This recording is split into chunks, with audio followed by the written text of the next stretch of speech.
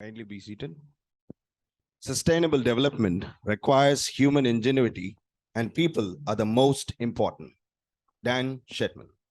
Ladies and gentlemen, good morning. This is truly a glorious day. The galaxy of intellectuals, honorable guests, benevolent speakers, respected colleagues, and beloved students. We welcome you all to an international interdisciplinary conference on social values and sustainable development, problems and prospects. God is our refuge and strength, a very present help in trouble. Therefore, the perfect way to find the needed encouragement, strength, and guidance for the day's task is to be in the presence of God. With these sentiments in mind, let me request all the participants to stand as I invite Mr. Matthew Methuselah and the choir to lead us in the prayer song, followed by our college song.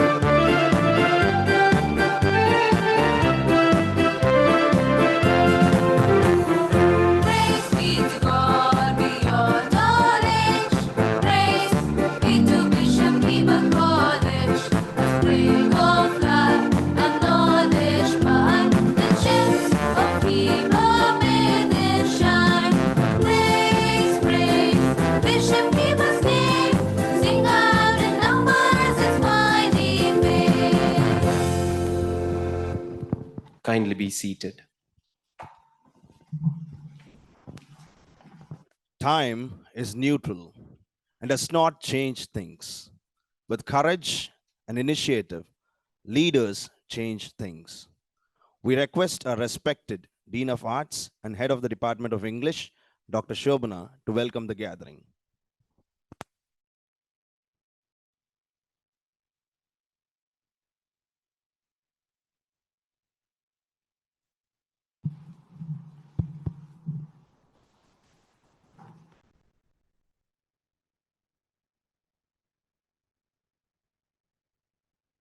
Good morning and greetings to each and everyone present here.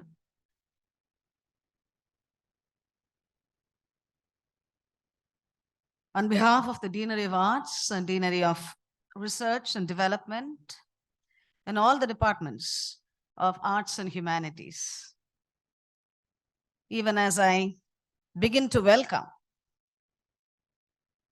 the presenters and speakers here,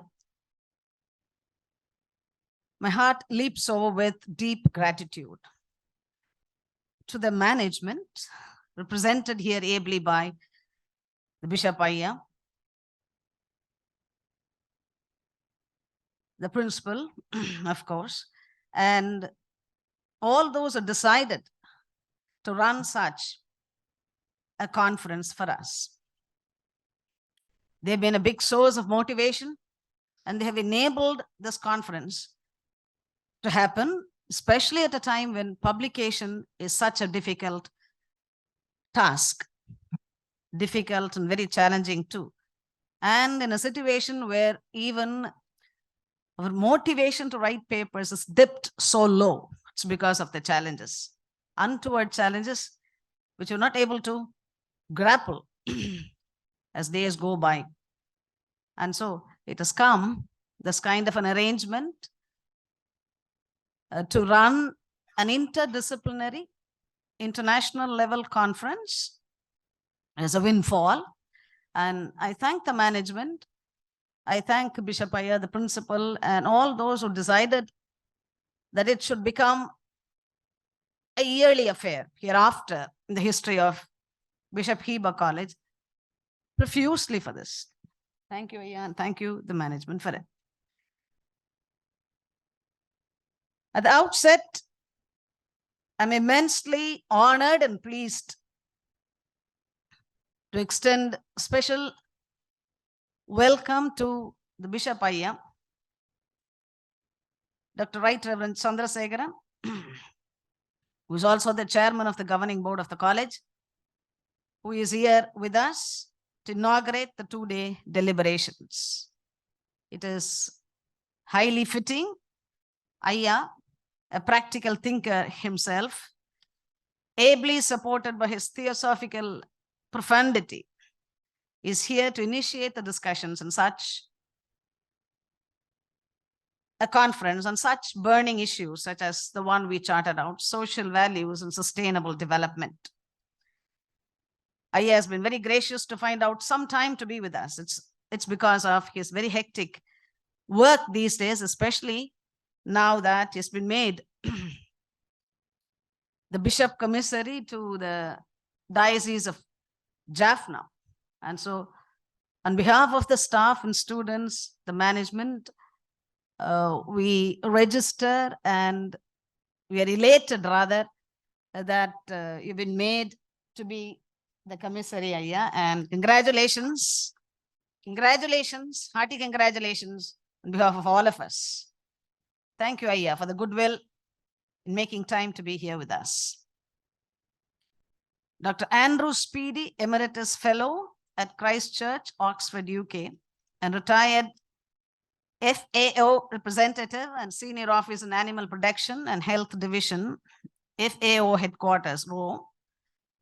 And above all, a person of wide reading and practical exposure that he gathered world over, east or west. His contribution in the FAO initiatives have been immense.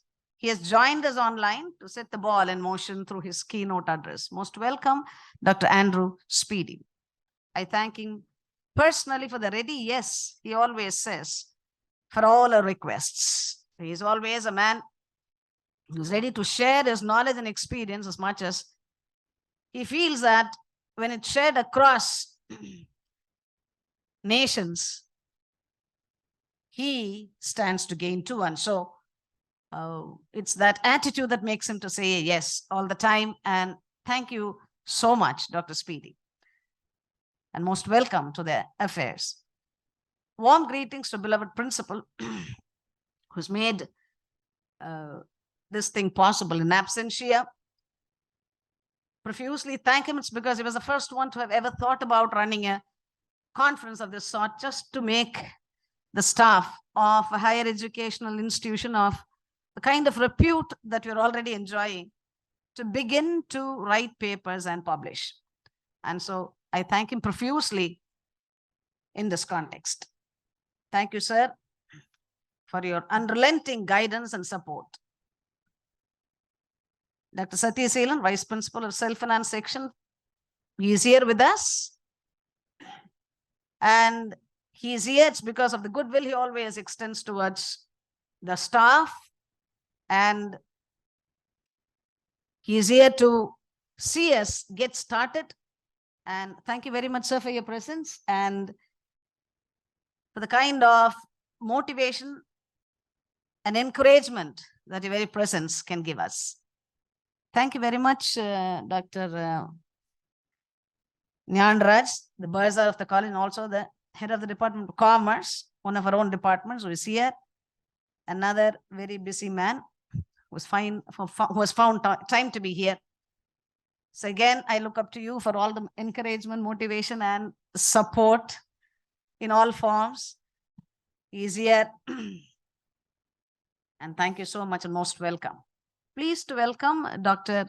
Etienne Rasendran, who has come from Bangalore, Professor of English, St. Joseph's University. Dr. J.M. Arul Kamaraj, Assistant Professor of Social Work, Loyola College, Chennai. Munaivar P. Selvakumaran,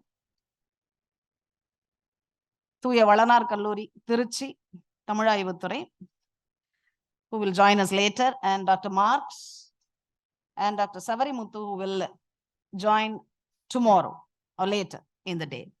Dr. Marks from Pondicherry University, Professor of English. Dr. Savarimuthu, Professor of Human Resource Management, St. Joseph's Institute of Management, Jim Trucci. And most welcome the great speakers who are here and who will join us later to share their expertise, their knowledge, and help us deliberate. Most welcome, all of them. And profuse thanks and warm welcome to all the heads of various departments of both humanities and sciences too. I see Dr. Princy Merlin ma'am here, the Dean of IQAC, and a few others who have been able to be here despite a busy work. We all know how busy the IQAC is, and more the Dean. And so thank you profusely, ma'am, for being here just to see us get started. She is there wherever we get started with a good academic work of this nature. So most welcome all the HODs and all the staff of various departments who have been working hard for the arrangement of this kind of a conference for over a month now. And hearty welcome student and teacher participants from various departments. You've all been eager to be a part of an arrangement due to a mutual interest for the concerns and humanitarian responses, the topic of the conference, social values, sustainable development, and the challenges and expectations would open up, especially when we come together like this face to face after a long time.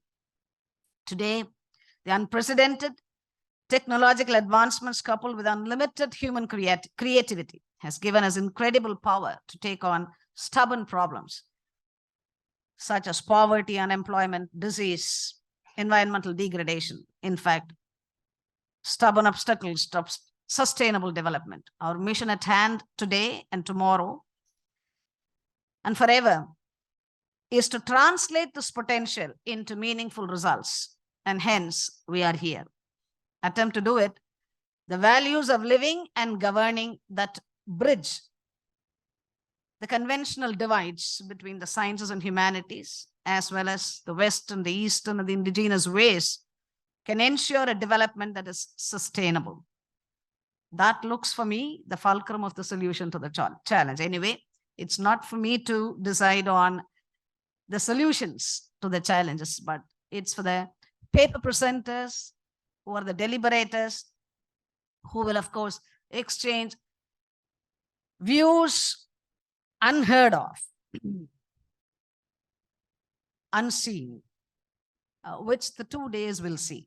And so the purpose of the 2-day celebration is to promote diverse learning initiatives through the lectures to be given by experts here, and the one-to-one interaction possible in the paper presentation sessions, where you will add your own views freely. That's what the 2 days conference is meant to do. I hope these will help you, especially research students, to grow, to be more fecund, creative, and above all, socially conscientious. Having put across to you the very functionality of the conference, more the purpose of the conference, I think the conference will see the participants be active. Participants are learned scholars as teachers, majority of them. And so the conference will prove very fruitful, we all hope. And the errand is at the paper presenter's end. And so thank you once again, all the paper presenters who offered yourselves to be present today, not only in the inauguration, but later on in the presentation sessions, to be able to discuss freely ever so many points of view that you can do the 2 days. Most welcome, one and all. Thank you very much. Thank you, ma'am, for a very warm and fitting welcome. There is no peace without development, no development without peace. It is also true that there is no peace and sustainable development without respect for human values. Our 2 days journey moves towards finding avenues to preserve the resources for the future. I invite the convener of the 2-day international conference and the Dean of Research and Development, Dr. Suresh Frederick, to express and throw more light upon about the conference. Revered Bishop Aya, respected Vice Principal SF, revered Berzer, respected Dean for Arts, respected Chief Editor of Bodhi, learned colleagues, and esteemed speakers of this day and tomorrow. I have been given a pleasant task of introducing the conference to you all. First of all, I wish to thank Bishop Aya for accepting to be the chief guest and preside over the program. He is the people's bishop who has given the power to the people. For him, institution, church comes first, and individuals come later. Amidst his busy schedule, he has come here. He is not only our bishop today, but also Sri Lanka's bishop. He is a compassionate bishop, like Mother Nature, he provides. Welcome you, Aya. We have Professor J.G. Satyaseelan, our Vice Principal, Self-Finance Session, friend to everyone, enemy to none. New rising star in the horizon. Welcome. And all the other participants and others are on the organizing committee. So I thank them profusely. Dr. Shobna, Professor Nyandra sir, and Dr. Bala for shouldering the responsibility. Welcome you. At this juncture, I just want to start with a quotation. I teach eco-criticism, where William Ruckert says, "It is not mind-bending, nor or mind-boggling, or mind-blowing. It is mind-expanding." So I just want to underline this, mind-expanding. So this conference, 2 days, I think we are going to have this mind-expanding. We have two key contemporary themes: social values and sustainable development. Both overlap really. Social values are a set of moral principles defined by society, dynamics, institutions, traditions, and cultural beliefs. These values are implicit guidelines that provide orientation to the individuals and corporations to conduct themselves properly within a social system. Values are progressively formed in the lives of people and corporate culture. They shape society's behavior to guarantee adequate coexistence among the participants. In business also, social values are essential to maintain healthy relationships between co-workers and between the company and the society. In the year 2000, the General Assembly of UN adopted a set of fundamental values which are known as sustainable development values, such as freedom, equality, solidarity, tolerance, respect for nature, and shared responsibility. The societal social dimension of sustainable development is concerned primarily with poverty reduction, social investment, and the building of safe and caring communities. So the aim of the conference is mind expanding. After the inaugural, Professor Speedy from UK will address us here in the same hall. After this, we have parallel sessions. Tamil will move on to computer science block, and English will move on to gallery hall, and others will stay here. Coming here, Dr. Ira Kamarasu from Tamil University will address the Tamil group. Professor E.T.N. Rasendran from St. Joseph's University will address the English, and Dr. J.M. Arul Kamraj from Loyola College will address others. Post-lunch session will be a paper presentation. Tamil will move on to admin block, 3rd floor. English will move on to the PG English and Tamil rooms, MBA to PG zoology classrooms, and others to their own departments. I request the heads to coordinate. Tomorrow, we meet in the same hall, that is Tamil in CS block, English in gallery hall, others will meet here. Professor P. Selvakumaran, Professor Emeritus, will address the Tamil. Professor T. Marx from Pondicherry University will address the English staff, members of staff. And Professor A. Savarimuthu, former VC from Zambia, will address others. For the final keynote, we will assemble in the same hall at 11:30. Professor Mahendran Manian from Malaysia will address us, followed by the valediction, where a principal will be the chief guest. We are here for a mind-expanding exercise. Thank you, one and all. Thank you. Thank you, sir, for your concept note and for highlighting the themes and modalities of the international conference. Honor is simply the morality of superior people. We request Dr. Suresh Frederick, Dean of Research and Development and UG Head, Department of English, to adorn our revered bishop with a shawl and present a memento.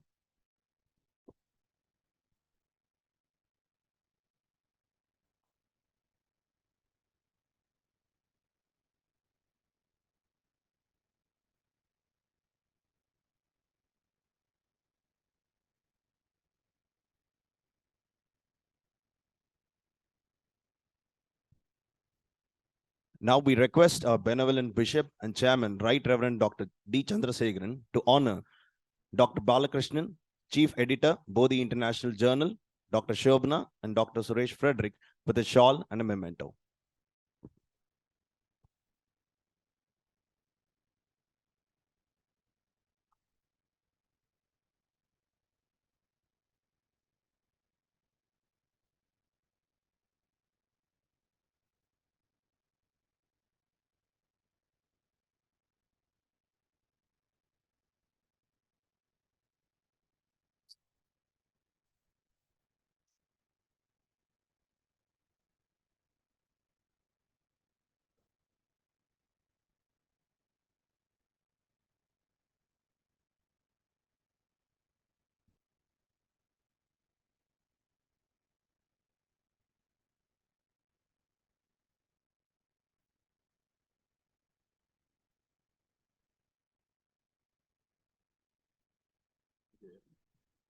We request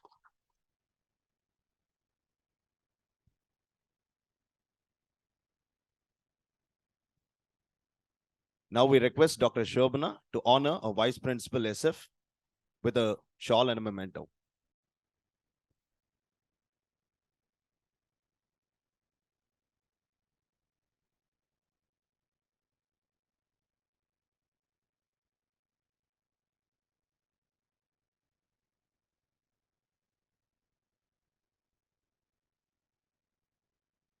Now we request Dr. K. Prem Kumar, Associate Dean, Research and Development, to adorn a shawl and present a memento to our bursar, Dr. G. Nyanraj.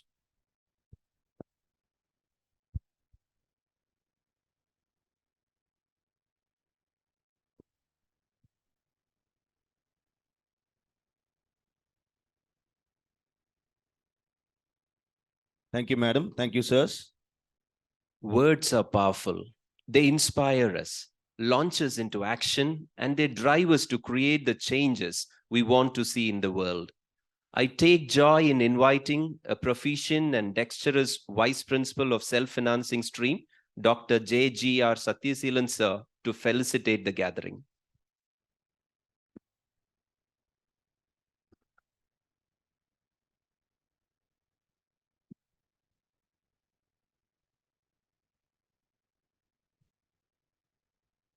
Most revered Bishop Ayya,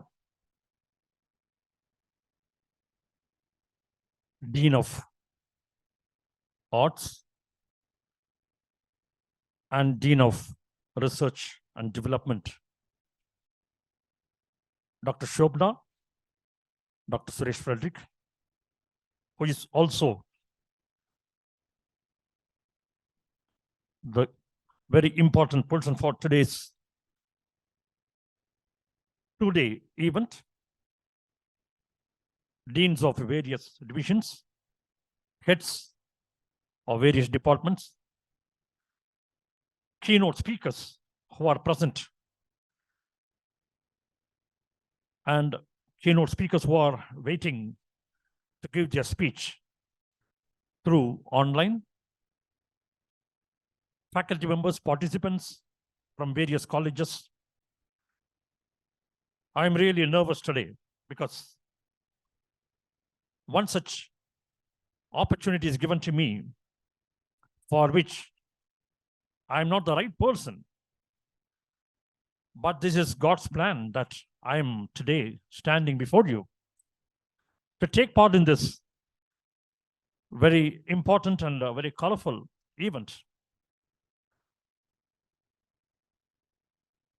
At the outset, I would like to praise God for giving this wonderful day. God has brought us from various places to come together and to deliberate and discuss and to think about a vibrant topic which is printed in the invitation: social values and sustainable development.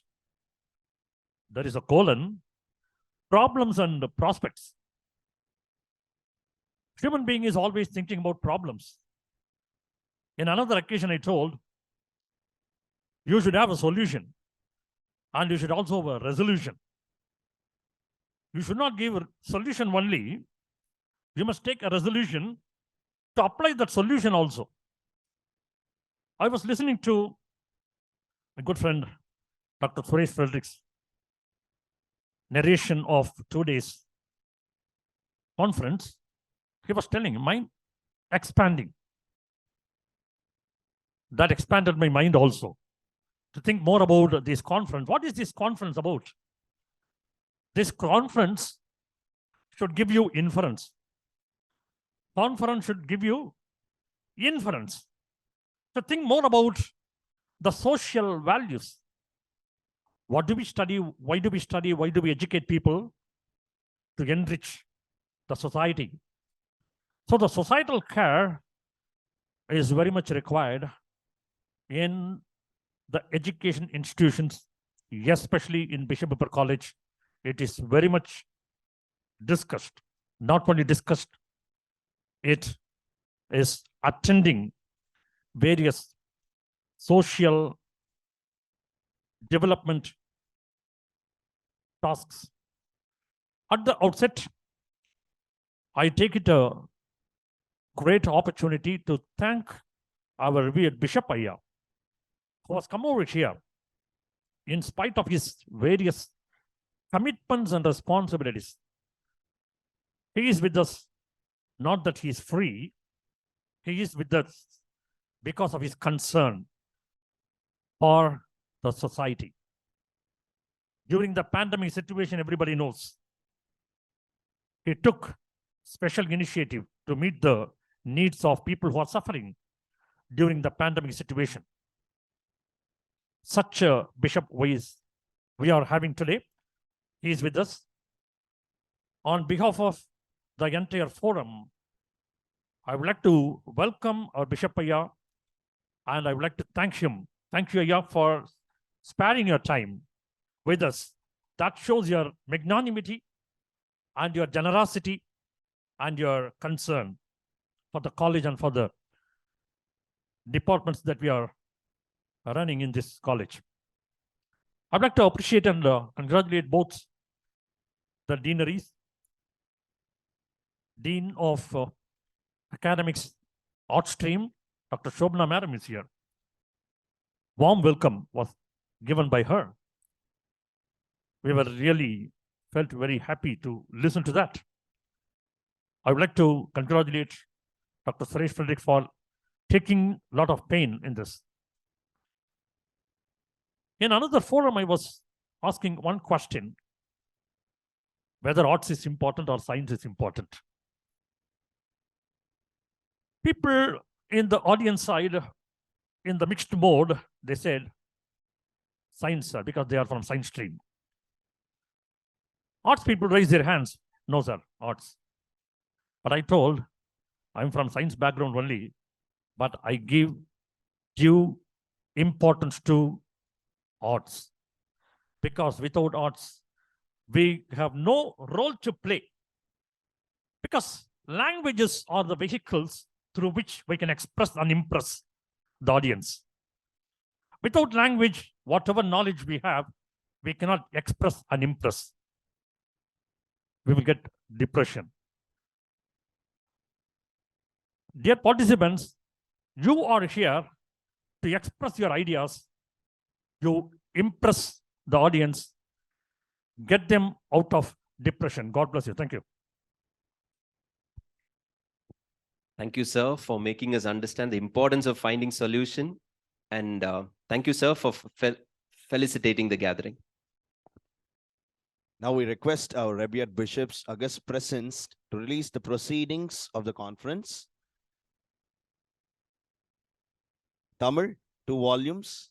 English, 2 volumes. Commerce, 2 volumes. MBA, BBA and Economics 1. Social Work, History and Physical Education 1.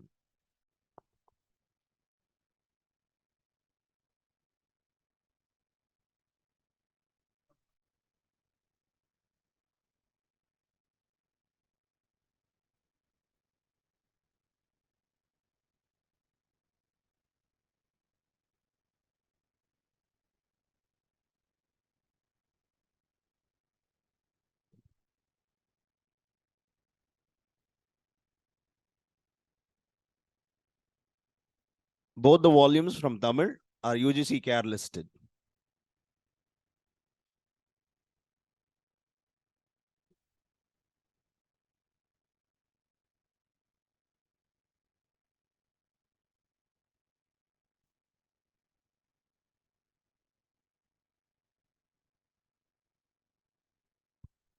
As mentioned earlier, both the volumes from Tamil are UGC CARE listed.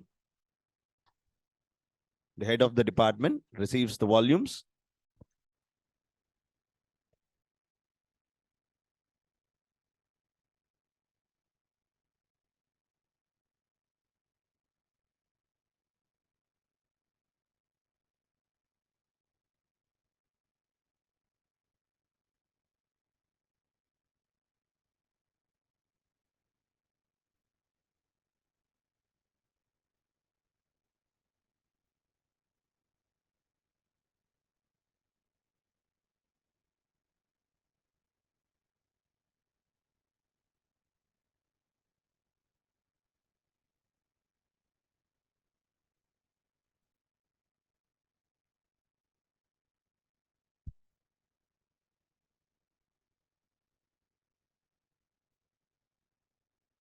Thank you, ma'am. Thank you, sir. Every accomplishment starts with a decision to try. Clearly, to reach one's destination, one needs direction. But moving in the same direction demands inspiration. Amidst us, we have a dynamic leader and guide who establishes certitude with straightforwardness, transparency, and distinction. He is a leader who knows the way, then goes the way, and then shows the way. It is my honor to invite our Bishop and Chairman of Trichy Tanjore Diocese, the Bishop of Jaffna Diocese, Sri Lanka, and the People's Bishop, Right Reverend Dr. D. Chandrasekharan Iyer, to inspire us with his presidential address.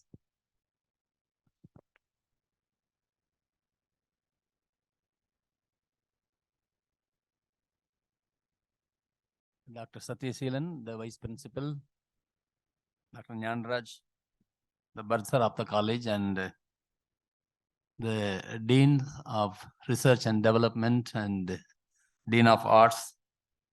At the outside, I want to record my appreciation for organizing a very wonderful, very useful, as our Dr. Suresh Frederick said, it's going to be a mind-blowing experience for all of us.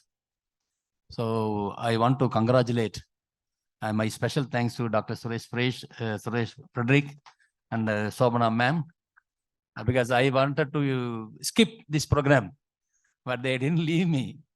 So of course, I want to make it. I made it today. And really, I want the speakers and the young scholars. It's going to be a very useful conference today and tomorrow. Very pertinent topic of social values, upholding the social values and sustainable development, problems and perspectives. विकास चाहिए, विनाश नहीं है.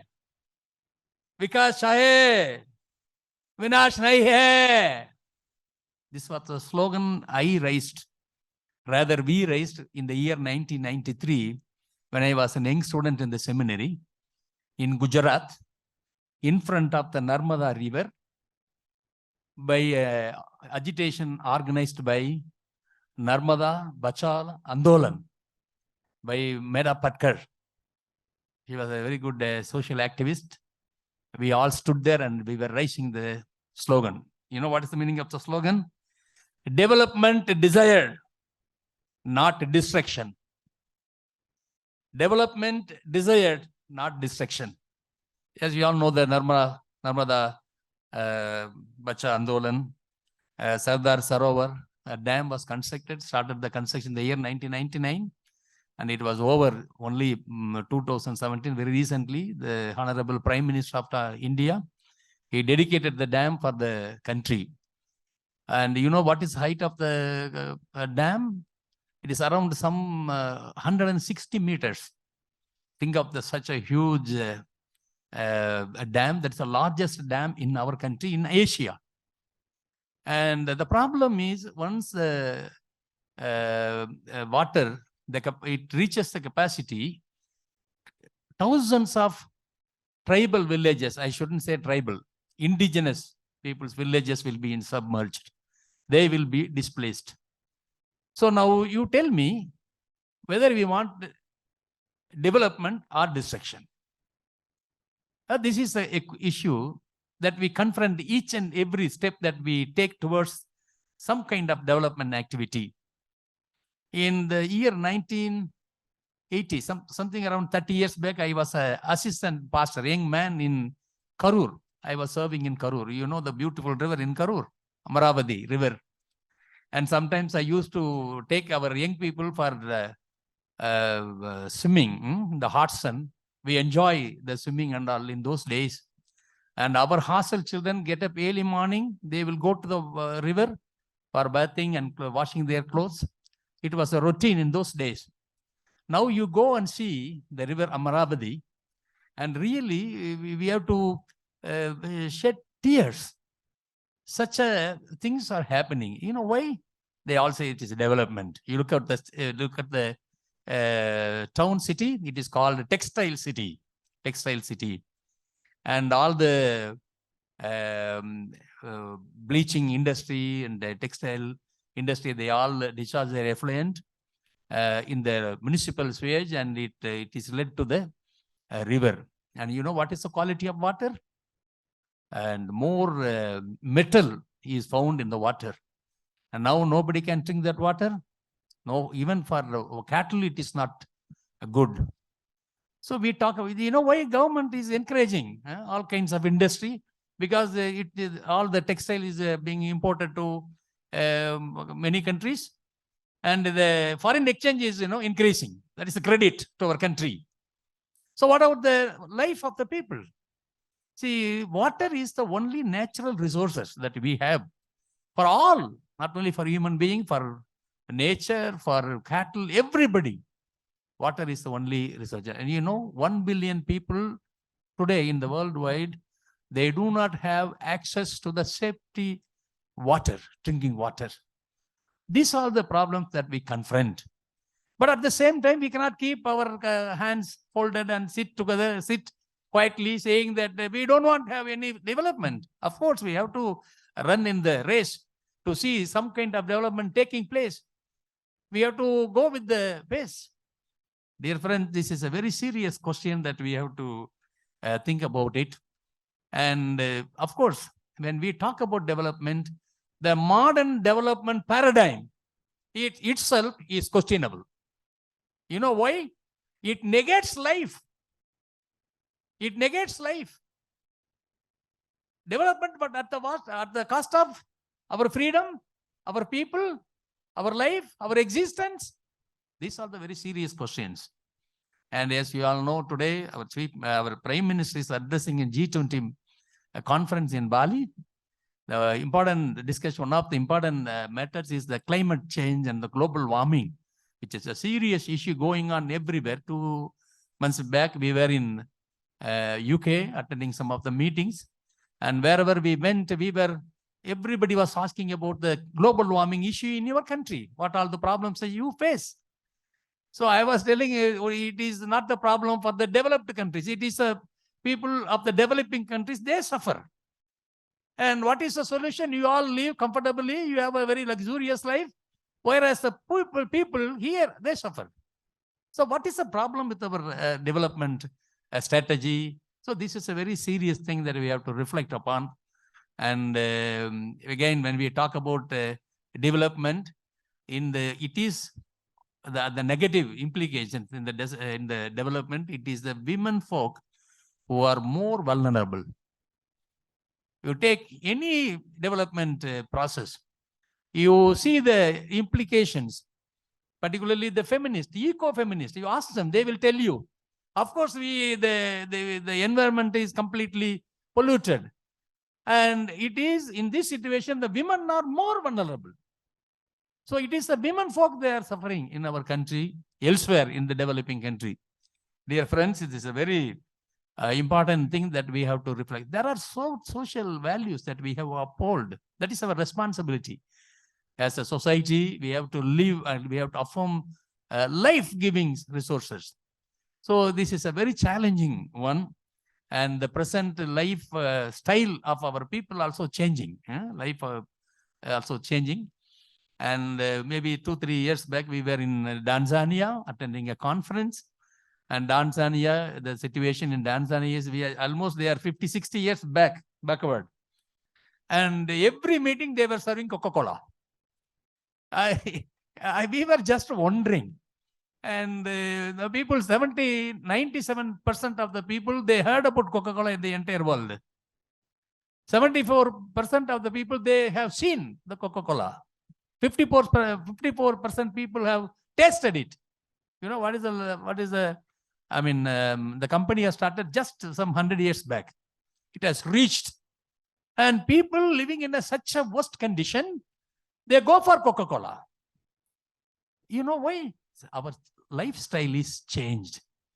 So, put it in a nutshell, the consumeristic society in which we live the consumerist culture that we adopt is the main reason for all kinds of problems in the development strategy of our country.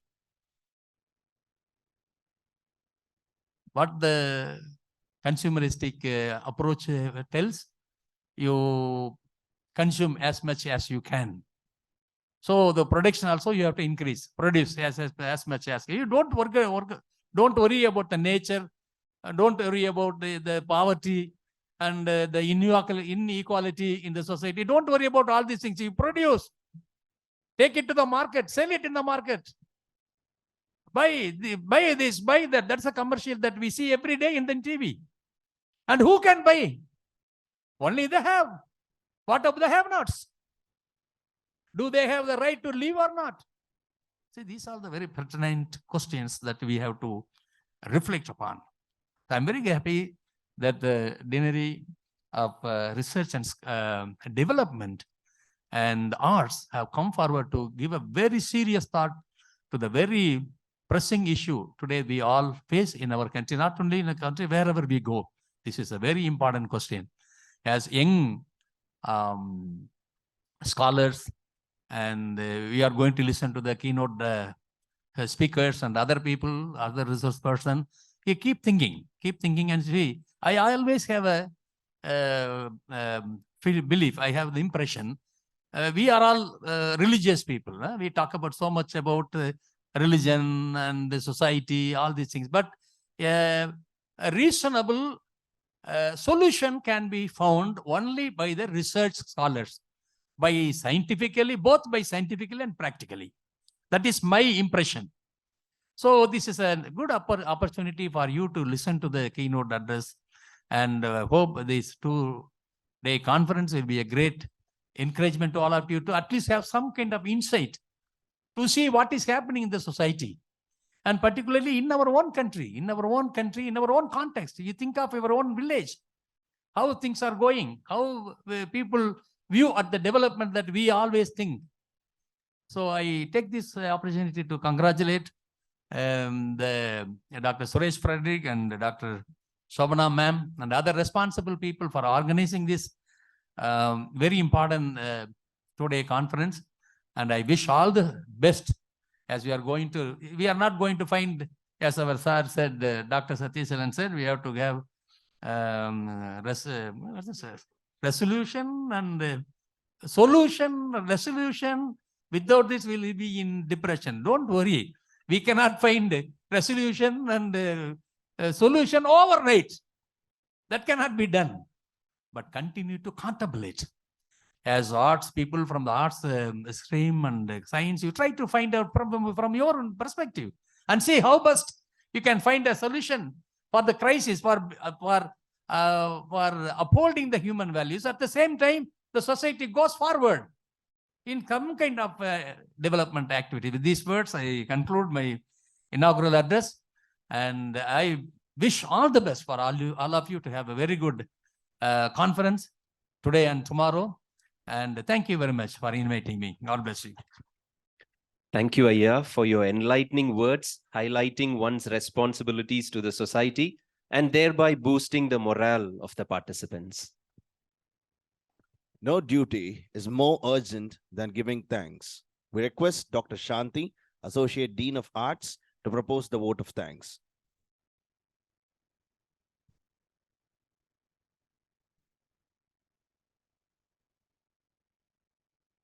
Global goal is a shared blueprint for peace and prosperity for people and the planet, now and into the future. With this mission statement of the global goal, I pay my humble respect and extend a hearty wish to Your Excellency, the Right Reverend Dr. D. Chandrasekharan, Bishop of Trichy Tanjore Diocese and Chairman of the College Governing Board, Bishop Heber College. The esteemed and much distinguished scientist, thinker, researcher, United Nations Special Project Advisor and diplomat, our today's keynote speaker, Professor Andrew Speedy, Emeritus Student Fellow of Christ Church, Oxford, UK. Dr. S. Balakrishnan, Founder Director, Center for Resource, Research and Publication Services, Tamil Nadu, and our collaborator in publications of this conference. esteemed Professor E.T.N. Rasendran, St. Joseph's College, Bangalore, Dr. Arul Kamaraj, Laila College, Chennai, Dr. D. Paul Dayabaran, Principal, Bishop Heber College, Professor Argappa Moses, Vice Principal, Aided Section, Dr. J.G.R. Satyaseelan, Vice Principal, Self-Financing Section, Dr. G. Jnanaraj Barsar, Dr. S. Shobana, Dean of Arts and co-convener of this conference, Dr. Violet, Dean of Sciences, Dr. Suresh Frederick, Dean of Research and Development, convener of the conference, Dr. Princey Merlin, Dean of IQAC, Dr. Dhanapal, Dean of Training and Placement, other deans and associate deans of different divisions, the chairperson, Professor Bennett, Dr. Tamarmani, and many others were here today with us, distinguished guests, colleagues, participants from other institutions, research scholars, students, press and media. Good morning. It is a great privilege for me to express my warm and sincere thanks on behalf of the organizing team of the two-day International Conference on Social Values and Sustainable Development, the Problems and Prospects, from the Deaneries of Academics and Research and Development to all of you here today who made this event possible.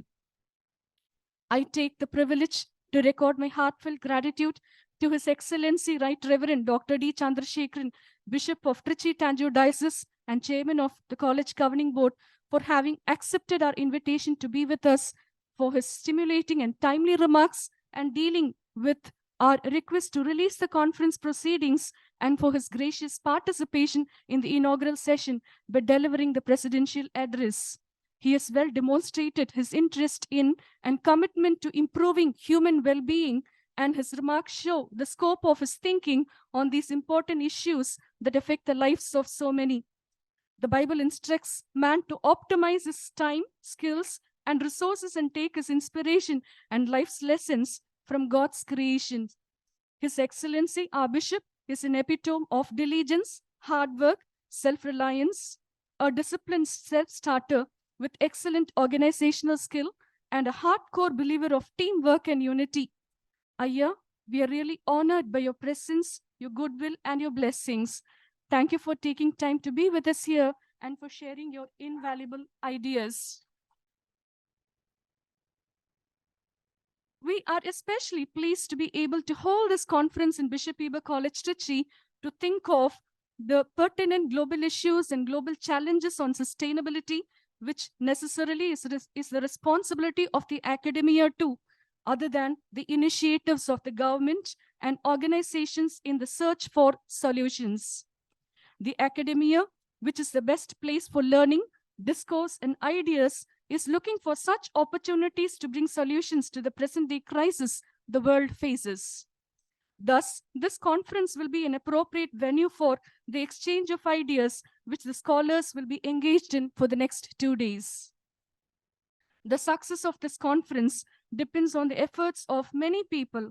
We like to thank our collaborator, Dr. S. Balakrishnan, Founder Director, Center for Resource, Research and Publication Services, CRRPS, Tamil Nadu, who is collaborating with us in the publications, and for his enthusiasm, his goodwill extended to us, which has made the fruitful exchange of ideas and perspectives possible in the form of print. Thank you, sir. In the same way, I'm deeply indebted to Professor Andrew Williams Speedy, who has joined all the way from the USA, though it's past 11 and midnight for him, in Pennsylvania. He will be setting the tone for the whole of the conference through his keynote address. He is such an amazing personality, a person with wide field exposure as a liaison on many lead projects of the United Nations. An appropriate choice of the speaker, for he believes in the sustainable development that happens only in doing things and not just by talking. Thank you, Professor Speedy, for the friendly manner you have shown in graciously and gracefully accepting our invitation. The way you follow up every communication of mine and the diligence with which you work and the minute details you share are the mark of your humility and humble nature, in spite of the high offices you have held in the past and are holding in the present, are definitely matters which need very special mention here. Thank you so much for your passion to disseminate your precious knowledge and the wisdom with which you gleaned over the years to share with us. Thank you, sir. My profuse thanks to Professor Etienne Rasendran for his graceful gestures shown and for having accepted our invitation so generously for the first plenary talk. A great scholar, a dynamic indeed in his field of expertise, one who is accommodative to our needs, and moreover, a wonderful person to communicate and relate to. Thank you, sir, for being here amidst all the hitches you had in your travel. I'm indebted to Dr. Arul Kamaraj of Laila College, Chennai, for his ready acceptance and his presence here to deliver the plenary talk to in the other session. Thank you very much, sir. We are grateful to the Conference Advisory Committee for all the members who shared all their invaluable insights that has shaped the thinking of this conference. I thank Dr. D. Paul Dayabrin for all the motivation which he made to us, and this helped us at every stage of the conference. I thank Dr. Satya Seelan, Vice Principal, Self-Financing Section, for the felicitations he offered today. Thank you, sir, for your goodwill. My profuse thanks to Dr. G. Gyanraj Barsar, whose nod and benevolent gestures made this conference happen. Thank you, sir. I thank Dr. Shobana, Dean of Arts, and Dr. Suresh Frederick, Dean of R&D, for their untiring efforts in organizing this conference. I also express my warm appreciations to many people behind the scene who worked hard to make this conference happen. I thank the press for the media coverage, the IT support team, the electricians, and all other contingent staff who helped us in very many ways. I quote, "Sustainable development requires human ingenuity. People are the most important resource," I unquote. This is the reason for all of us being here for these 2 days to ruminate on what needs to be done to save our only living planet in all aspects of its existence. By this vast gathering, we hope to see the best of the knowledge and ideas generated pertaining to global goals on sustainability. We hope to see the discussion breaking ice to bring more innovations in our patterns of thinking and existence. Please join me in expressing our appreciations to His Excellency Right Reverend Dr. Chandrasekharan for taking the time to be with us here today as we deliberate on the crucial issues that affect mankind and Mother Earth. Thank you. Thank you, Ayya. It's going to be starting soon. Have a wonderful day. Thank you, ma'am. We will now move on to the keynote session. Kindly bear with us while we set up the online Sure. platform for the keynote speaker to address us. When are they going to go off now? No, they're going to sit in the Mm. screen. Oh, they've got a screen, have they? Okay. Oh, I'm losing my voice already. Yeah. It's too hot. God. Okay. Doesn't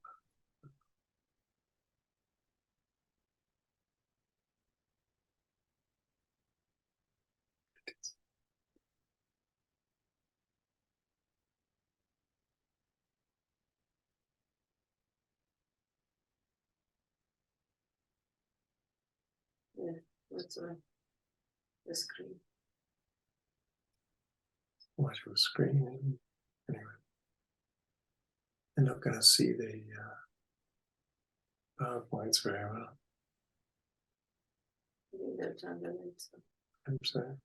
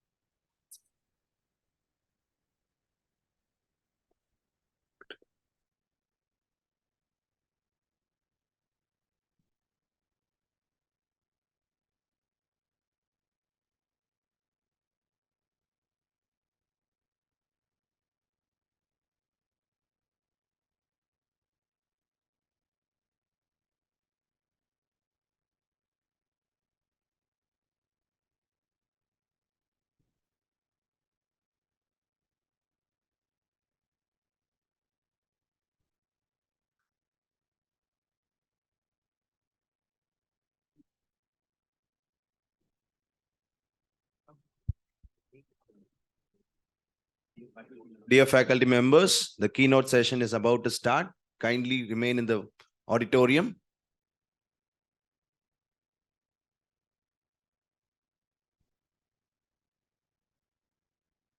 And it'd be all the more helpful if you please come to the front.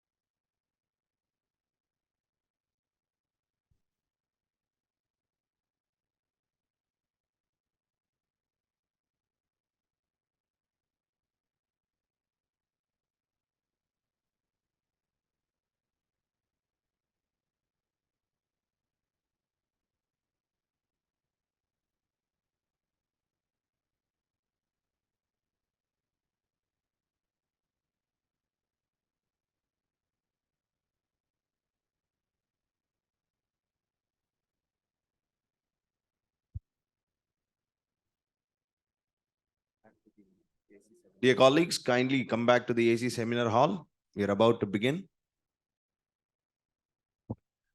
We now request Dr. Shanti to introduce the keynote speaker.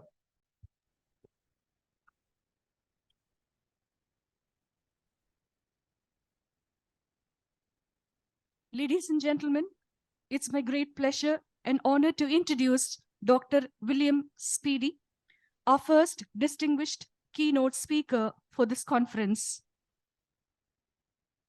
Dr. Andrew William Speedy graduated with an MA and PhD from the University of Cambridge, UK, and spent 9 years in agricultural research, teaching, and extension in Scotland. He was a lecturer in agricultural science at the University of Oxford and tutor in biological sciences at Christ University from 1981 to 98. He was elected an Emeritus Student Fellow of Christ Church, Oxford, UK. In 2005, it was a prestigious honor that he served as a visiting professor at the Royal Agricultural University, Cirencester, UK. Dr. Andrew Speedy was a food and agriculture organization's representative in Vietnam. He came in 2006 from FAO headquarters in Rome, where he was a senior officer in the Animal Production and Health Division since 1998. He has worked in Africa, Asia, Europe, and Latin America, and he retired in June 2010. Specialist in the following fields of knowledge and profession: international development, project management and supervision, animal production and health, crop production, food security, nutrition and food security, biology, ecology, experimental design and statistics, information and knowledge management, and computing. Let me highlight and list out some of the very remarkable milestones in his career. He has been a consultant and chair of judges for farming by satellite competition organized to promote the use of global navigation satellite system assess in agriculture and its benefit to farmers, consumers, with respect to food security and geotraceability, remote sensing technologies, sustainable land management, and environmental concerns, organized by the European Global Navigation Satellite System Agency and Helios Technology. He has delivered many invited lectures, and the remarkable feat of his career is he was a visiting professor at the Royal Agricultural University, Cirencester, UK, and at many places on global issues, the UN system, structure, strategies and policies, international aid policies, national policies, and international compliance. He was a support evaluator at CGIAR research program on livestock and fish, a technical reviewer, and provided a report of research projects of the International Livestock Research Institute and partner institutions in Ethiopia, Tanzania, Uganda, and Egypt, India, Nicaragua, and Vietnam in assessing those reports. He has worked in Asian Development Bank as an international coordinator of trade facilitation, improved sanitary and phytosanitary in handling in the Greater Mekong sub-region. He was in FAO reports group as donor liaison and in resource mobilization team, Rome, Italy. He was an international expert team leader of FAO organization of the UN to Vietnam. He served as an international animal health and production consultant, a team leader, FAO Cambodia. This project was to assist the Ministry of Agriculture, Forestry and Fisheries, Department of Animal Health and Production to formulate the national policy and strategies on livestock production for Cambodia. He was nominated to the high office as the head of the mission as FAO representative in Vietnam. He has so many credits added to his career. He has been the director of the university farm, the member of the farm management panel from 88 to 98, member of the governing board of Christ University, senior specialist advisor, East of Scotland College of Agriculture, Edinburgh, specialist advisor, ESCA, Research, Teaching and Extension. He was an advisor to farmers and on-farm research and development. He has been the principal investigator of almost 44 FAO Vietnam projects. He has held several editorial responsibilities too. And for the paucity of time, I limit his note to these highlights. And now Dr. William Speedy lives in Pennsylvania, the USA. We are gratefully honored to have Dr. William Speedy to deliver the keynote address in our international conference. Please join me in welcoming Dr. Andrew William Speedy. Over to you, sir. Thank you very much indeed. I hope you can hear me. Is that okay? You can hear me? Yes, sir, we can. Good. Thank you, Dr. Shanti, for your very kind introduction, and thank you to the Bishop, the Principal, and the Deans of the College for inviting me to take part in this conference. I'm trying a slightly different method. I've got my Zoom screen on one side of my computer and my paper on the other, so I should be reading from my paper on the left. So if I don't look you quite in the eye, that's because I'm reading the paper. And I hope it is going to be easier than the speech given by the Secretary General of the UN, Antonio Guterres, yesterday, when he was given the wrong speech to read at the COP27 conference. And in fact, he had a speech for young people which told them to hold politicians and decision makers to account. And he was in fact presenting this paper to exactly those people, politicians and decision makers. Fortunately, they changed the speech quite quickly. Anyway, I will begin now with a little bit of history.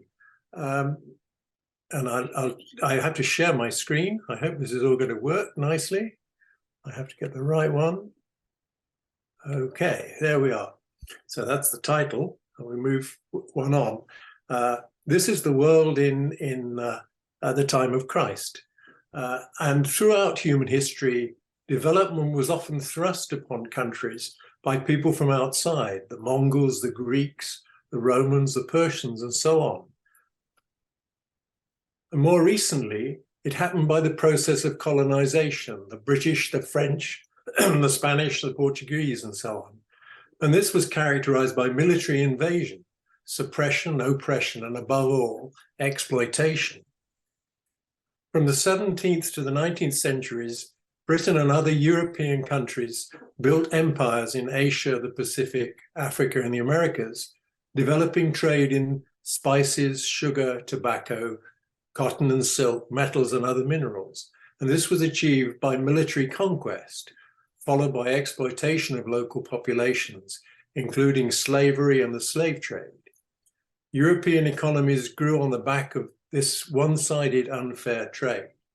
I would suggest as a good reference to this period, a very good book by Neil Ferguson called Civilization, the West and the Rest, which was published by Penguin in 2011.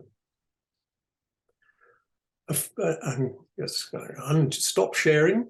A further major change was the Industrial Revolution and the transition to new manufacturing processes in Great Britain, continental Europe, and the United States that occurred during the period from about 1760 to 1820 to 1840. And this transition included going from hand production methods to machines, new chemical manufacturing, and iron production processes, the increased use of steam power and water power, the development of machine tools, and the rise of the mechanized factory system. Output greatly increased, and a result was an unprecedented rise in population and the rate of population growth. The raw materials of this revolution were largely obtained from the colonies or former colonies, cotton, silk, metals, oil, and agricultural products. And this was again achieved through exploitation and one-sided trade. This further exaggerated the separation of what we now refer to as developed and developing countries. A particular position is that of the United States that went from independence in 1776 to the most advanced economy over the next 150 years. It had almost unlimited land, material and mineral resources, and a small population that had replaced the indigenous people with Europeans and slaves. Perhaps it was not all good. Oscar Wilde is attributed with the words, "America is the only country that went from barbarism to decadence without civilization in between." Economic development and prosperity in the first half of the 20th century was interrupted by two world wars that very much changed things. The devastation of the First World War, 1914 to 18, prompted governments to come together in an attempt to prevent further conflict. The League of Nations was the first worldwide intergovernmental organization whose principal mission was to maintain world peace.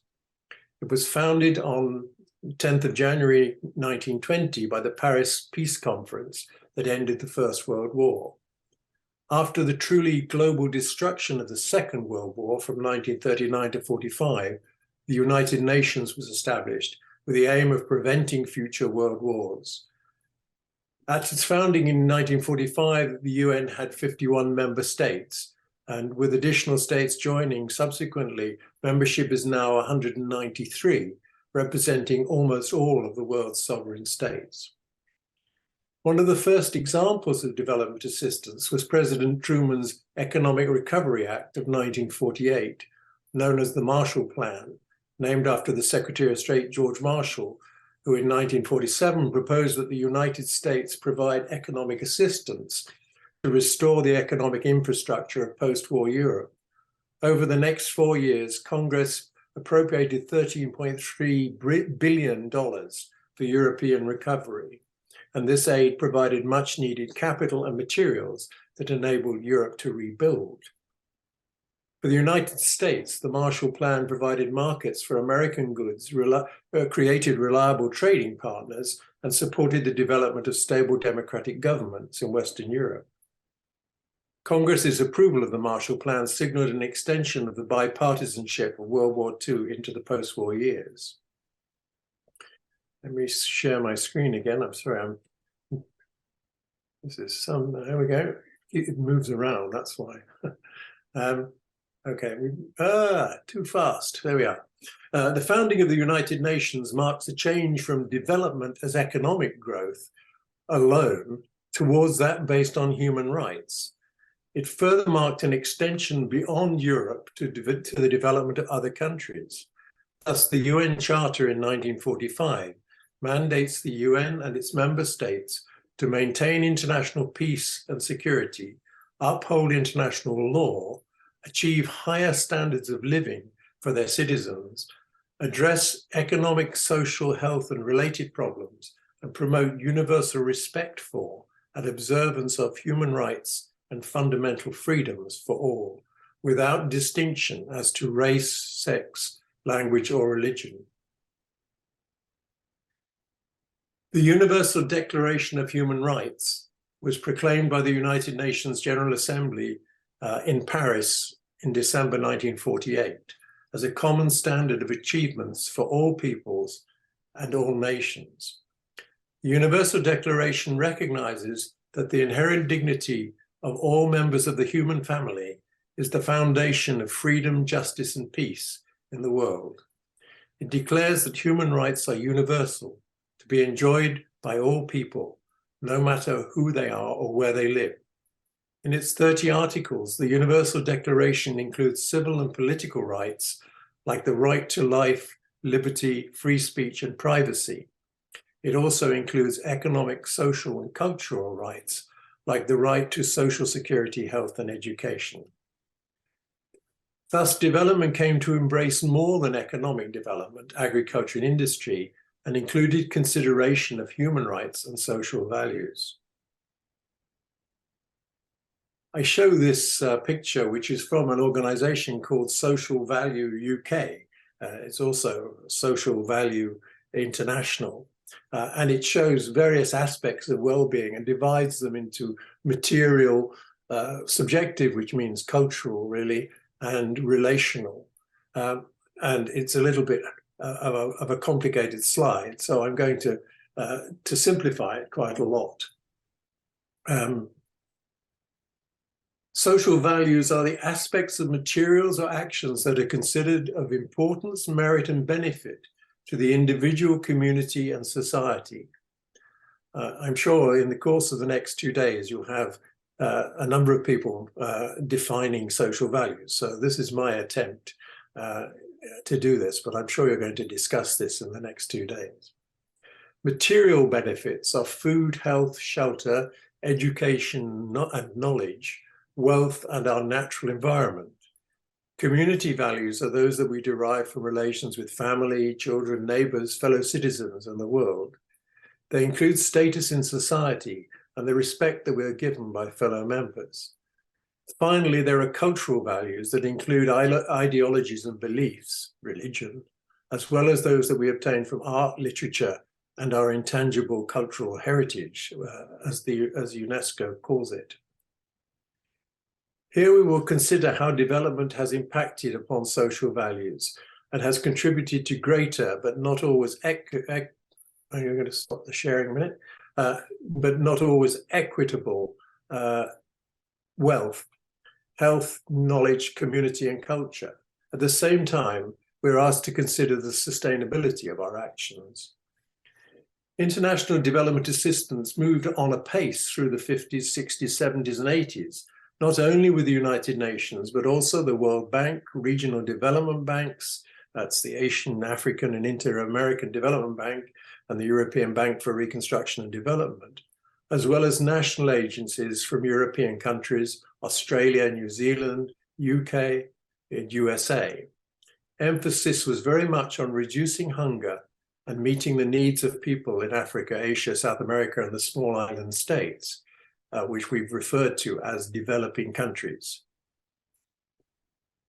And go back to sharing my screen again.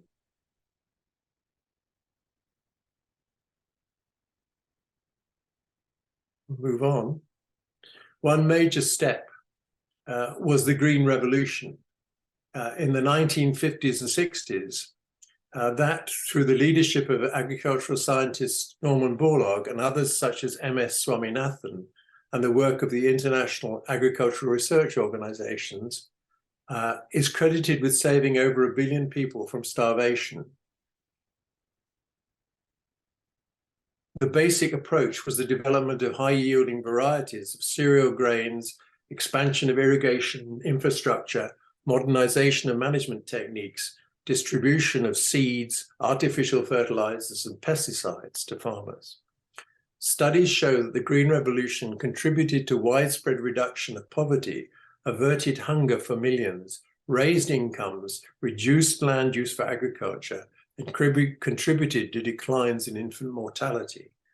But the system, being heavily dependent on fertilizers and pesticides, was subject to exploitation by chemical and seed companies. This became even more the case with the development of hybrid seeds and genetically modified crops, or GMOs. Serious concerns were raised about the impact on the environment and the true benefit to small farmers. For example, I would refer to Rachel Carson's book in 1962 called Silent Spring. M.S. Swaminathan has emphasized repeatedly for decades that the world needs a second green revolution, or what he's called an evergreen revolution. This second revolution would not be exactly like the first one. In view of the rising environmental threats faced by the world, the second green revolution must emphasize not only crop yields, but increased efficiency in the low use of water, fertilizer, and other inputs.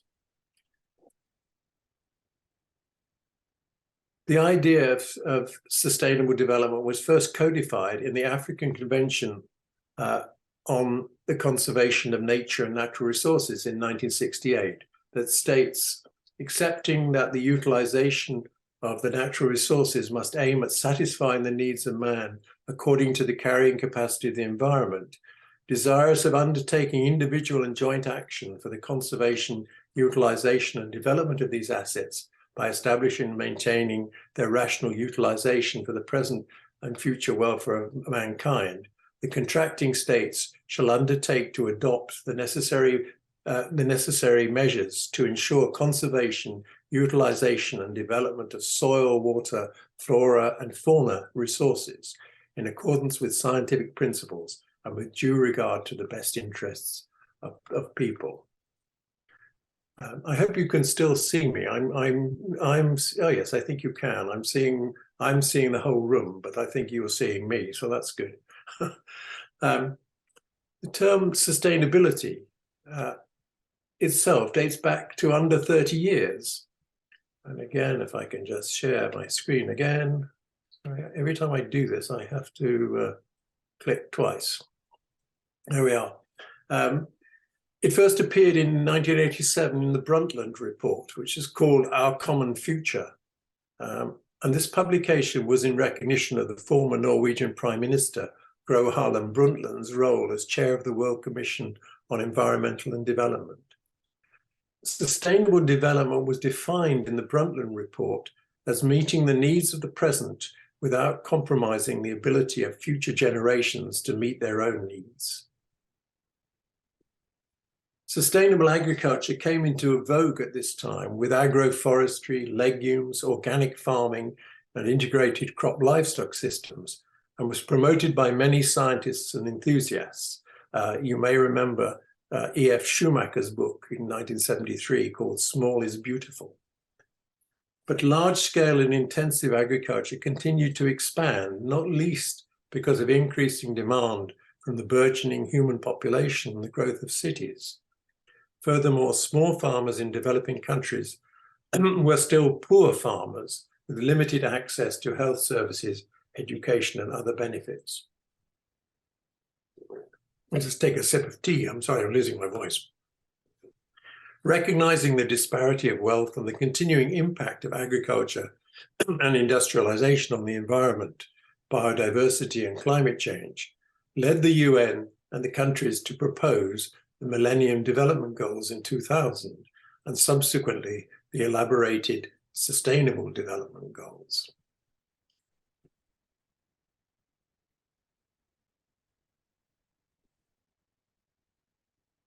These Sustainable Development Goals, or SDGs, were set up in 2015 by the United Nations General Assembly and are intended to be achieved by 2030. They're included in the UN General Assembly resolution known as the 2030 Agenda. Importantly, the UN SDGs now recognize aspects of development beyond agriculture and the economy to include health, water and sanitation, education, gender equality, the environment and climate. Whoopsie daisy. Sorry, I clicked on the wrong screen. The SDGs emphasize the interconnected environmental, social and economic aspects of sustainable development by putting sustainability at their center.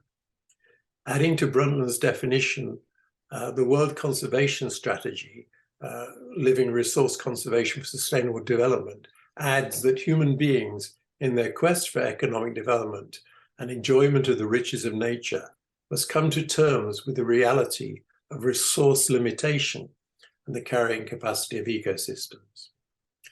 Thus, the normative side of sustainable development envisions four basic objectives of a good society: economic prosperity, social inclusion and cohesion, environmental sustainability, and good governance by major social actors, including the government and business. In addition to being a normative or ethical concept, sustainable development is also a science of complex systems. In the final outcome document of the Rio Summit, a Rio +20 summit rather, the aim of sustainable development was put this way: we also reaffirm the need to achieve sustainable development by promoting sustained, inclusive, and equitable economic growth, creating greater opportunities for all, reducing inequalities, raising basic standards of living, fostering equitable social development and inclusion, and promoting integrated and sustainable management of natural resources and ecosystems that supports inter alia economic, social, and human development, while facilitating ecosystem conservation, regeneration, and restoration and resilience in the face of new and emerging challenges. The SDGs are now the basis for the work of the UN, including the funds, that's UNDP, UNICEF, and UNFPA, and the specialized agencies, FAO, WHO, UNESCO, UNIDO, ILO, and so on. In addition, most national government development assistance departments and international and national NGOs have adopted them. The UN program has 17 goals, and these have been assigned 169 targets, leading to 6,615 actions. Every year, the UN Secretary General presents an annual SDG progress report, which is developed in cooperation with the UN system and based on the global indicator framework and data provided by national statistical systems and information at the regional level. Measuring the success of development projects has been increasingly important in the UN and in government agencies and NGOs that demand accountability for their actions and for their expenditure. Earlier projects were invariably self-fulfilling. A project to increase the production of rice would produce rice. A project to vaccinate 1,000 children would do just that. But the questions now being raised are, were there fewer undernourished children, and was the incidence of disease and mortality rate really reduced? This is a system known as results-based management, and project managers were asked to develop a framework or log frame to indicate how their project would impact on beneficiaries, communities, societies, and beyond. Sometimes this was just a bureaucratic procedure and lip service was paid. I personally undertook a consultancy for the Asian Development Bank, ADB, on monitoring and evaluation of a project, which was to do with plant and animal health and food safety.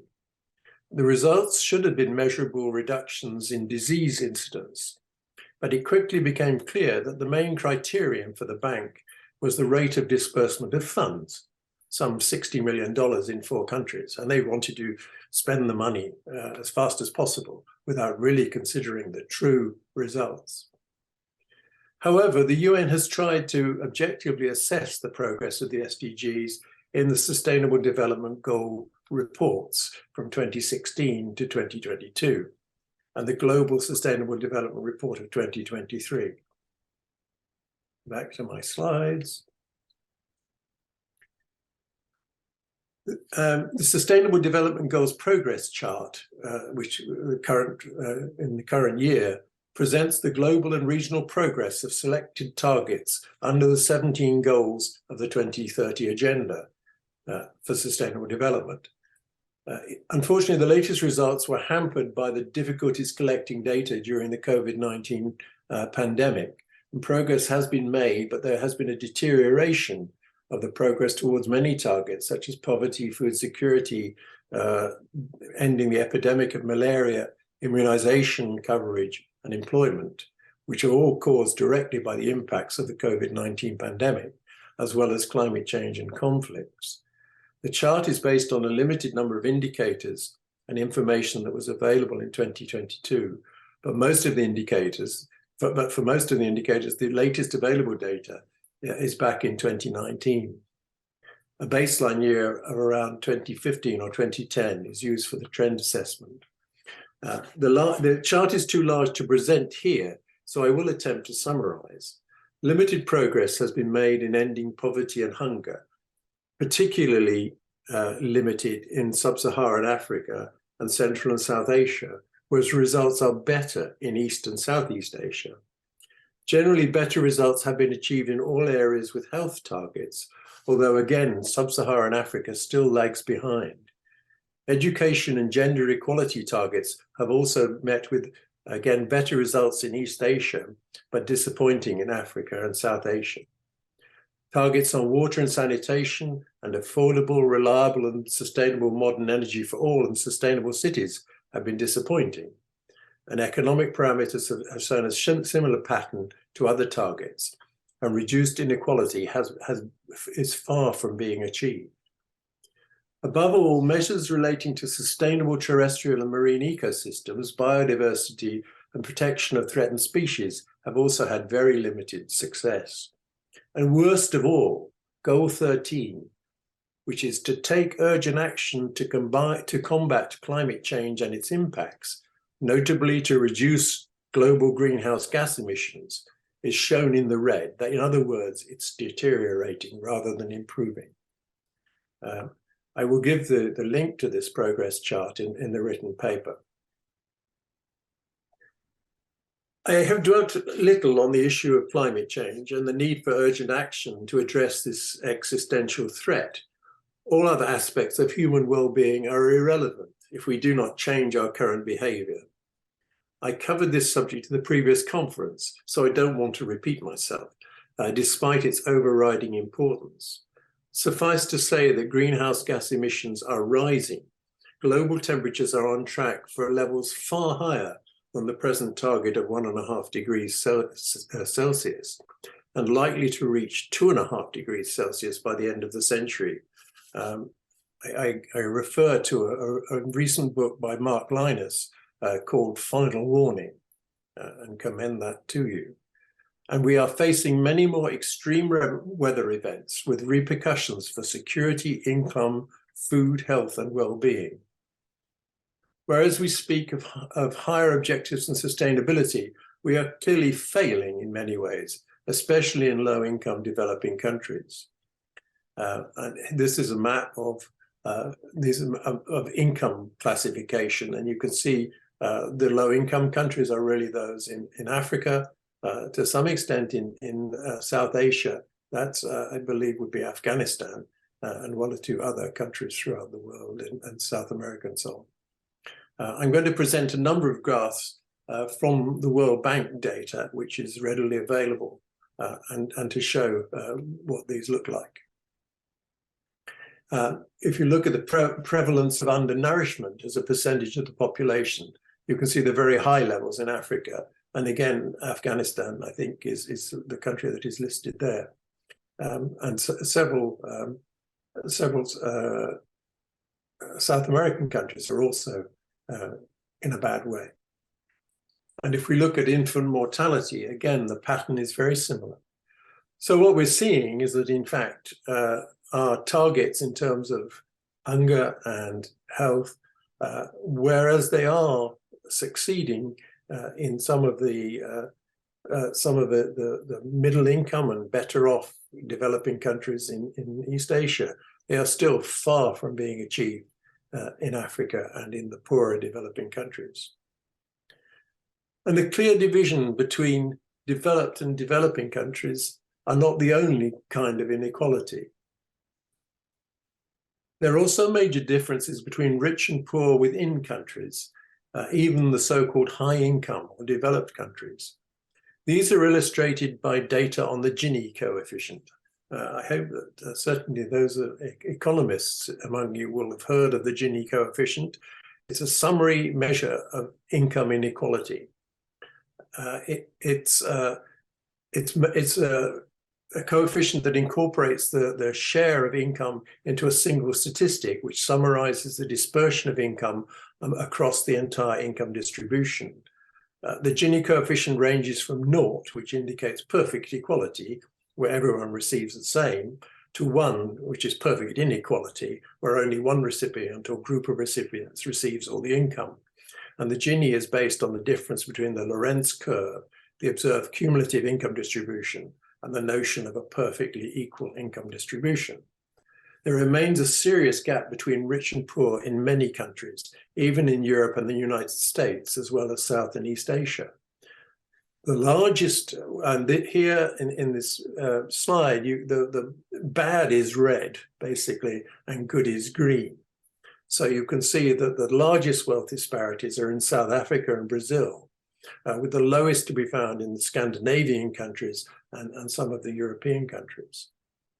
And an issue that remains worldwide is the significant difference between rural and urban people.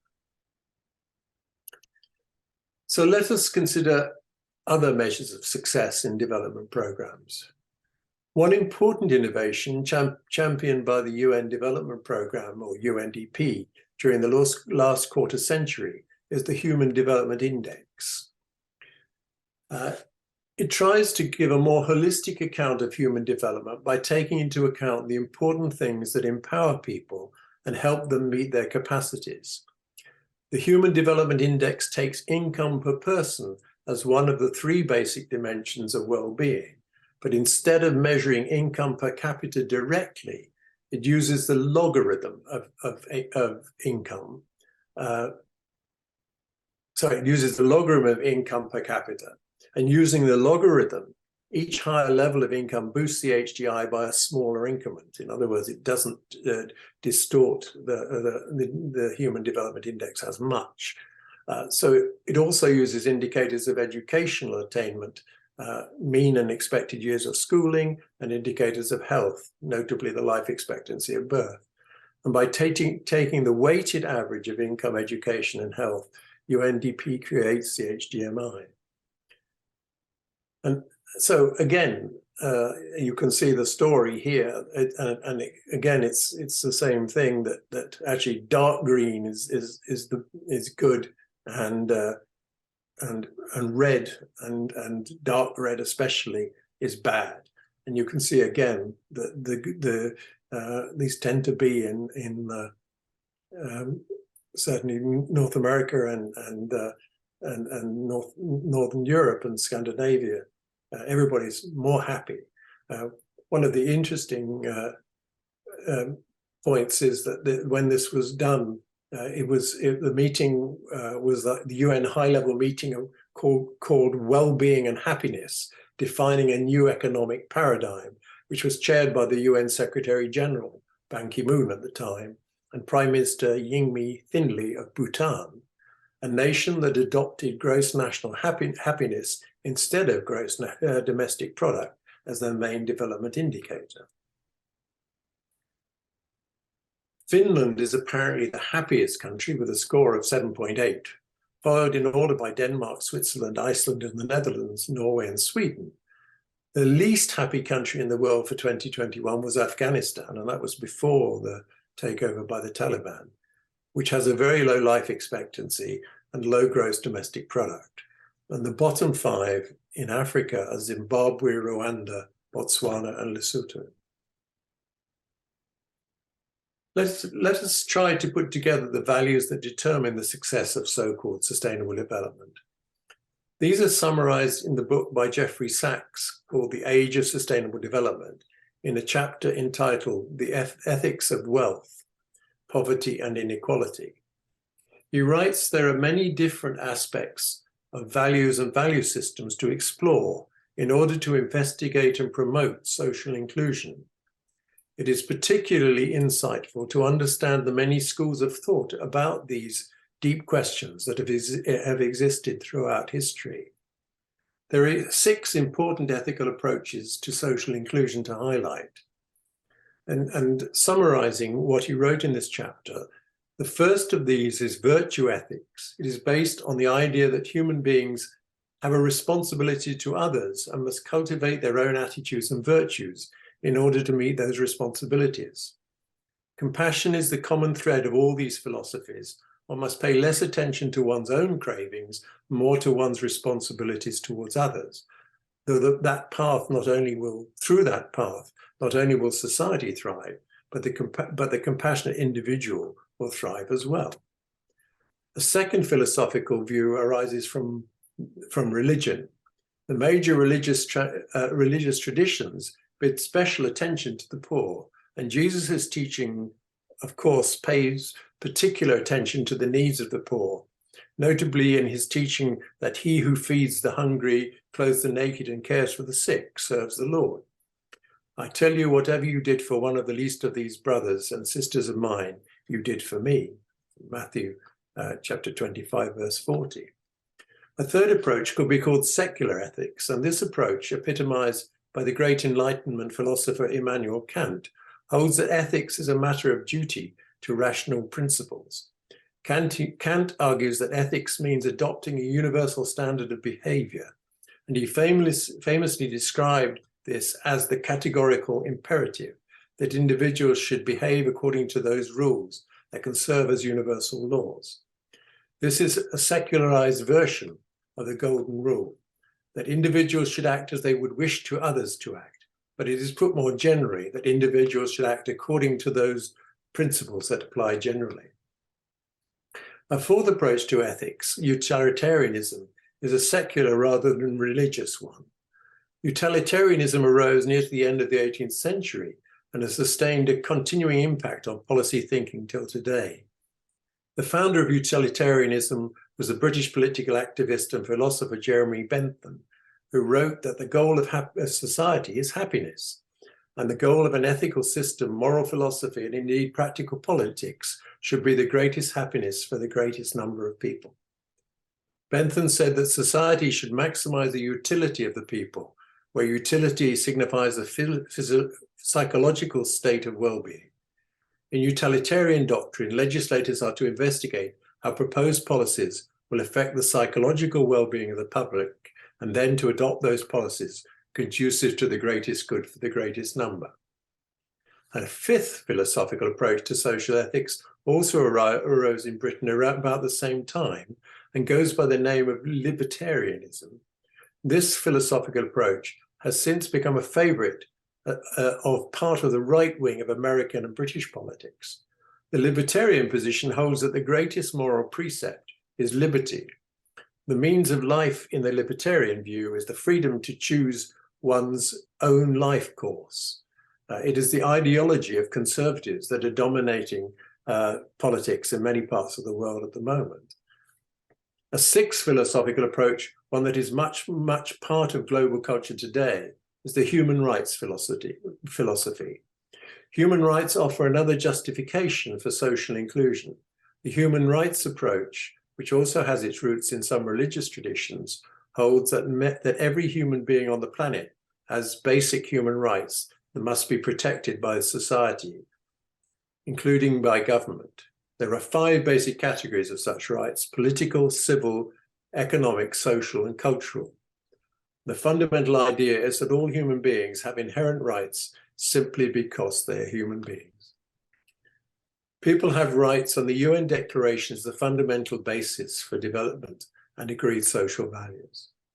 Perhaps the most important is health and access to the necessary provisions of healthcare. Good health stands at the center of sustainable development. Good health is the center of well-being and is vital for everything else we hold dear. Good health aids children to not only survive disease, but also to flourish, learn, and make their way through school and onto adulthood and the labor force. It also enables a workforce to be productive. Thus, good health enhances the ability of a community to develop human capital, undertake economic activities, and attract investment. Then there is education for all.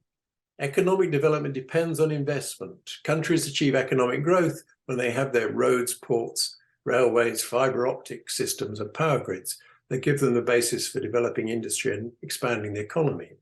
Investment in all these types of infrastructure and industry are crucial, but the most important kind of investment that countries can make is their own people, especially investing in children. Economists have come to use the language of investment when talking about education, healthcare, and nutrition, and the other inputs to a healthy and productive life.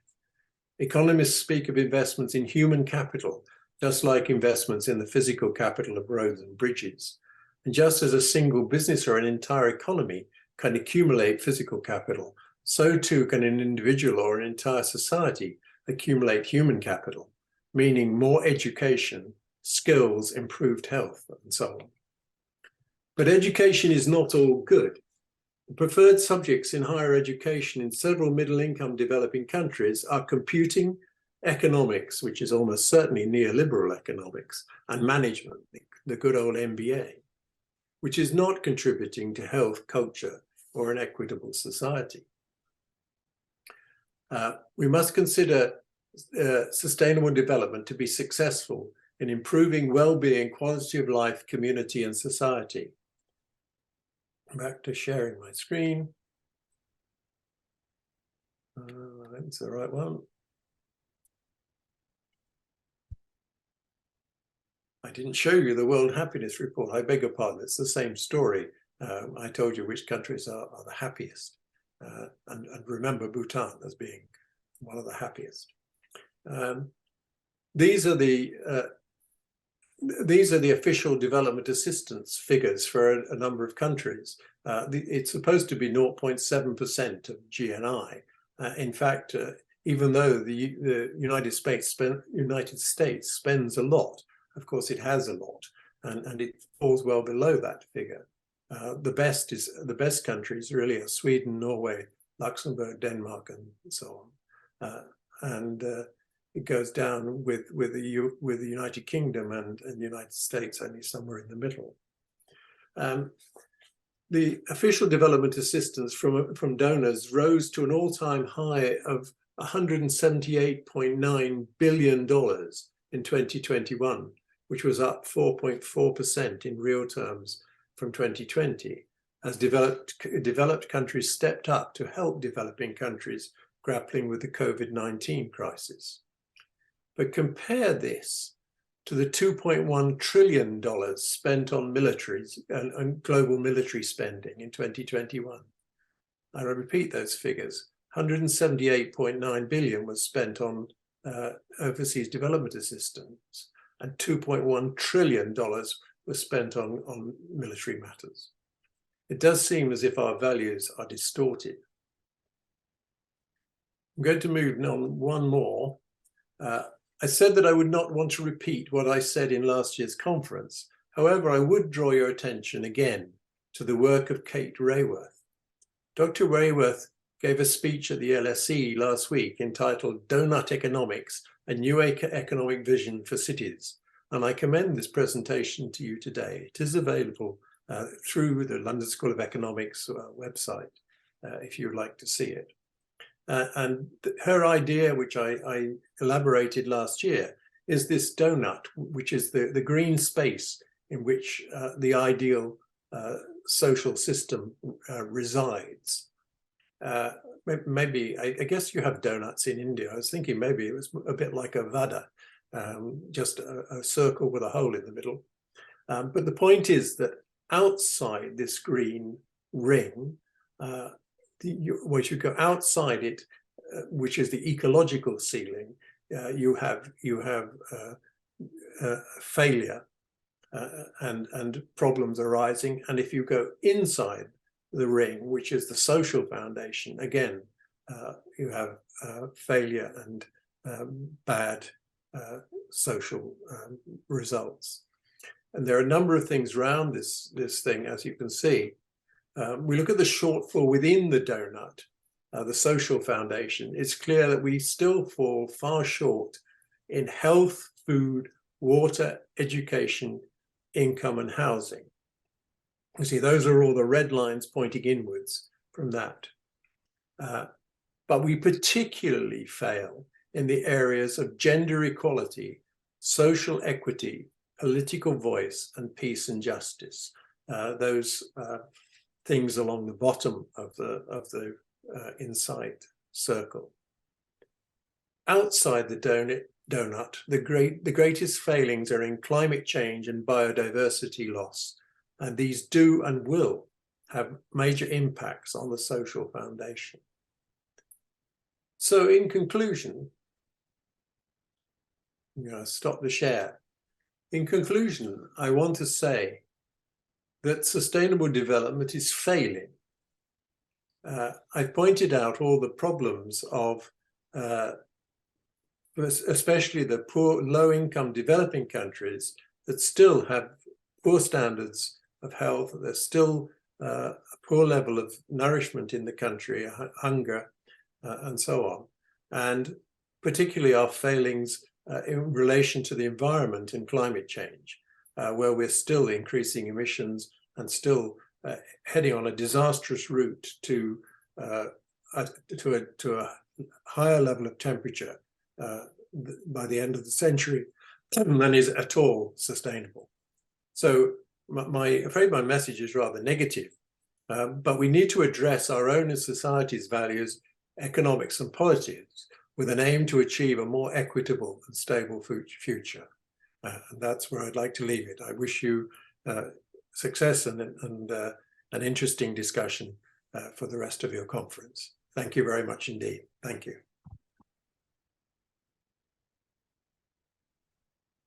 Thank you, Dr. Speedy, for your insightful keynote. You took us through the history for better understanding, the wars, the UN, Universal Declaration of Human Rights. We understood your attempt, as you put it, on social values. You gave us a lot of insights on sustainability for us to contemplate. The problems of climatic change and the stark reality that it is because our own behavior. And thank you for touching upon Jeremy Bentham and his utilitarian society.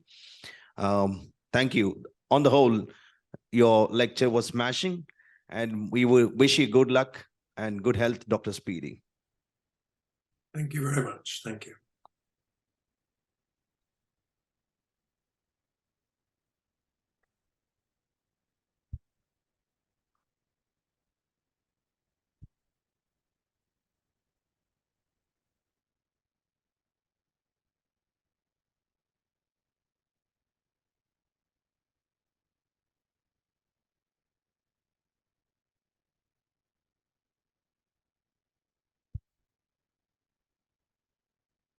We'll now move for the parallel sessions.